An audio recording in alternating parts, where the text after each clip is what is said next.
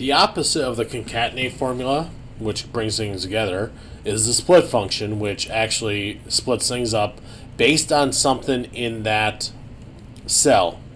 So let's say I had just the last name, comma, first name, and I wanted to split it up so I got first name, last name. So I would go into a cell, I would hit equals and split, parentheses.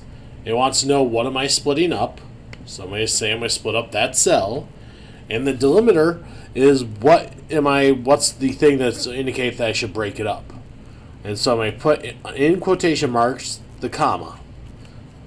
And I hit enter. And so you can see how it's split up, Rawson and then Kyra. Now one thing, if I click in here, because there was a space right after the comma, there's a space right here.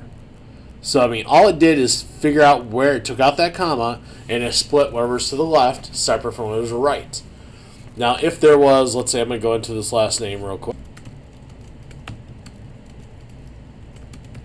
And I did that, you can see it would break it up again.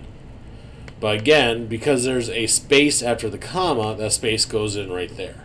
That's just something to know about the split function. All it's going to do is look for the thing you're using to split it up, and it's going to add in whatever's to one side of it to one cell, whatever's to the other side to the right. You do have to make sure that you have enough open spaces for it to break up into.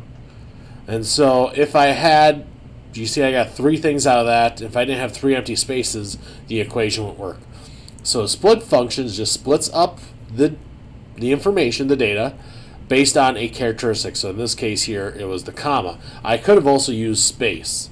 So if I go into here, into my equation, so instead of a comma, let's say a space, and now you can see how the comma Rawson is to the left of the space, and then Kyra, comma, is to the right of the space before the next one.